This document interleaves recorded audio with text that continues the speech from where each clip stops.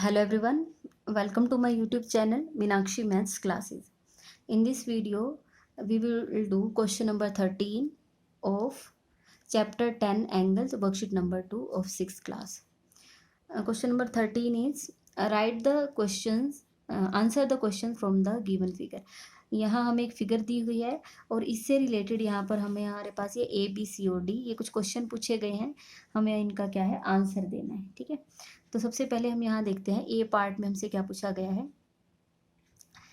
Name a pair of vertically opposite angles. अब आपको vertically opposite angles का एक पेयर आपको बताना है। ठीक है, इसमें इन्होंने पूछा है कि आप एक पेयर बताएं, तो आप क्या करोगे, आप अपनी मर्जी से जो भी मैं तो आपको सारे लिखवा दूंगी, आप जो भी लिखना चाहो लिख सकते हो। ठीक है, वर्टिकली अपोजिट एंगल में मैंने आपको बताया था क्या बनेंगे, आपके क्रॉस बनेंगे। ठीक है, तो अब आप यहाँ देखो, मैं 1 का वर्टिकली अपोजिट एंगल आपको बता देती हूँ। एक आप ये मैं पेन के रिफिल यूज़ कर रही हूँ, आपको पता है एंगल 1 की आर्म ये है। ठीक है, तो इस पर ही मैं रख देती हूँ यहाँ पर। ठीक है, यहाँ एक तो ये आ गया। ठीक है, और अब ये तो एक तो आर्म तो ये है एंगल 1 की। ठीक है, और एक एंगल 1 इससे भी मिलके बना है। ठीक है, तो अब आप ये देखो यहाँ पर 1 है। ठीक है, एक सेकेंड, यहाँ 1 है तो 1 के अपोजिट यहाँ कौन सा बना हुआ है 2, तो 1 और 2 आपके क्या आ जाएंगे वर्टिकली अपोजिट एंगल। आप लिख सकते हो 1 2। ठीक है, और इसके अलावा क्या लिख सकते हो, ये तो मैंने 1 का आया 2, तो ऐसे 3 का क्या बनेगा, 3 के अपोजिट में देख लो, 3 के अपोजिट में क्या है 4। बिल्कुल आपको अपोजिट कह लो या फिर बिल्कुल सामने बिल्कुल सीधा देखना है। ठीक है, ये 3 आप बिल्कुल इसके इधर आ जाओगे तो ये क्या हो जाएगा 4। एंगल 3 और एंगल 4, और नेक्स्ट आ जाएगा एंगल 3 का 4 है। ऐसे ही 5 का आप देखोगे तो 5 के अपोजिट में क्या गया है 6। एंगल 5 और एंगल 6, चाहो तो आप इसको पेन से भी देख सकते हो। ये एक पेन हम यहाँ पर फिक्स कर रहे हैं। ठीक है, और एक यहाँ पर। ठीक है, तो 5 के अपोजिट यहाँ 5 और इधर क्या आया हुआ है 6। ठीक है, तो ये आपके हो गए वर्टिकली अपोजिट एंगल्स। इनमें से आपसे एक पेयर पूछा गया है तो आप इसमें से कोई भी एक आंसर लिख सकते हो, लेकिन मैं तो आपको ये कहूँगी कि फेयर नोटबुक पर तो आप कम से कम सारे ही लिखो, तीनों। ठीक है, जब आपके पेपर में आएगा, पेपर में आपसे 1 पेयर पूछा गया तो आप 1 पेयर लिखना। ठीक है, वहाँ पर हमें टाइम वेस्ट करने की ज़रूरत नहीं होती। R angle 3 and angle 6 vertically opposite angles. अब ये पूछ रहे हैं एंगल 3 और एंगल 6 क्या वर्टिकली अपोजिट एंगल है, तो मैं पहले देख लेती हूँ कि 3 का बनता क्या है। ठीक है, मैंने यहाँ से ये एक पेन यहाँ फिक्स किया और यहाँ एक पेन यहाँ पर फिक्स किया। ठीक है, तो 3 का तो वर्टिकली अपोजिट एंगल क्या बन रहा है 4 बना हुआ है।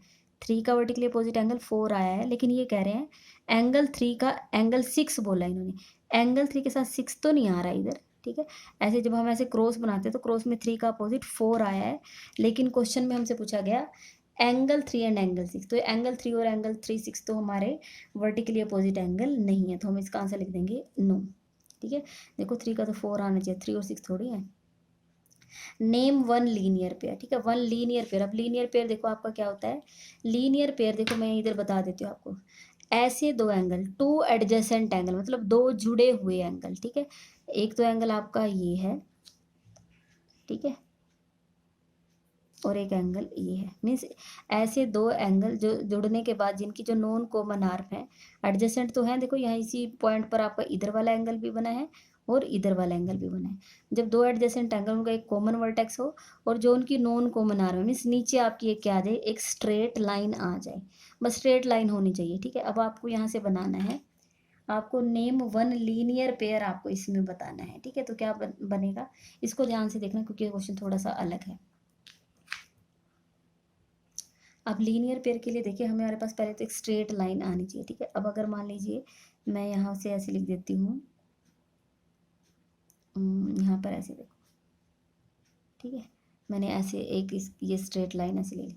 ठीक है, लेकिन अब आप ये देखो लीनियर पेयर में तो हमारे कितने एंगल होते हैं, 2 एंगल होने चाहिए थे।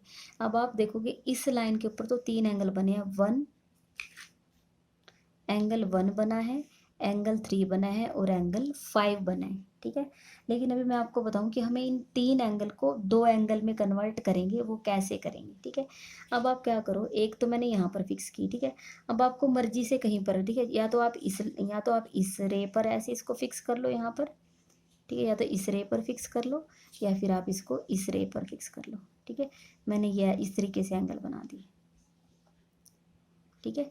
अब आप सिर्फ ये पेन देख के बताओ, आपको सिर्फ पेन देखना है, नीचे छपा हुआ नहीं देखना है। एक एंगल तो यहाँ ऐसे इधर बना है, ये जो खाली वाला रिफिल है ये इससे, और ये वाला एक एंगल तो ये बना है, ठीक है, और एक एंगल यहाँ से ये, ठीक है। दो एंगल बने हैं ना, तो अब आपको इन एंगल के नेम लिखने हैं। तो ऊपर ये कंप्लीट एंगल है, ठीक है, ये कंप्लीट एंगल, इसको आप क्या नेम दोगे? ये 1 और 3 को जोड़ के इकट्ठा बना हुआ है, मीन्स एंगल 1 और 3 का सम है। तो आप यहाँ लिखोगे एंगल 1 और एंगल 3, एक तो इनको सम करके ये एंगल बना दिया, ठीक है, ये कंप्लीट एंगल है। और दूसरा एंगल यहाँ पर क्या बना हुआ है? 5, एंगल 5, ठीक है। एक तो आपका ये आंसर आ जाएगा, ठीक है। इसी तरीके से बहुत सारे बन जाएंगे, मैं आपको और भी बना के दिखा देती हूँ। जैसे मान लीजिए अब की बार मैं इसको हमारी स्ट्रेट लाइन मान लूँ, और इस पर एंगल मुझे, जैसे मान लीजिए मैं ये लिख देती हूँ ऐसे, ठीक है। तो ऊपर कौन सा एंगल बन रहा है? ठीक है, ऊपर यहाँ पर कौन सा एंगल बन रहा है? 3 और 5 का सम बन रहा है, ठीक है। तो मैं उसको लिख दूंगी एंगल 3 और एंगल 5, कॉमा नहीं लगाना, सम कर रहे हैं तो प्लस का निशान लगाओ बस, ठीक है। एक तो इन दोनों का सम करके ये पूरा एंगल बना है, ठीक है। दो एंगल को जोड़ के भी एक एंगल बनता है, ठीक है, तो वो मैंने यहाँ जोड़ के एक बना दिया। और नीचे कौन सा है? एंगल 2। ऐसे बहुत सारे हैं, आप अपनी मर्जी से और भी लिख सकते हो, ठीक है, बहुत बन जाएंगे। आप जो भी लिखना चाहो लिख लेना, और ठीक है। नेक्स्ट है हमारे पास D part. Are angle 6 and angle 4 adjacent angle.